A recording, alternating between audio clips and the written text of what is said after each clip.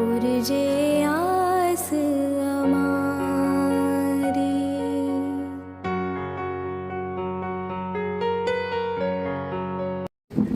S Chaudhary, વિભાગીય નિયામક ST Palanpur વિભાગ।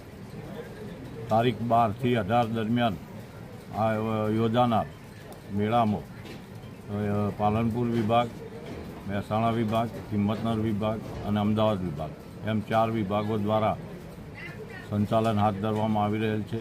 ટોટલ 1200થી 1250 જેટલી બસો દ્વારા યાત્રાળુઓની સેવામાં 24/7 એસટી નિગમનો સ્ટાફ ફરજ બજાવી રહેલ છે।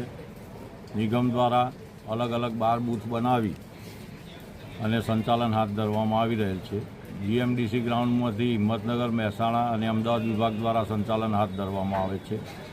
આરટીઓ સર્કલથી ગબ્બર વચ્ચે પાલનપુર વિભાગ દ્વારા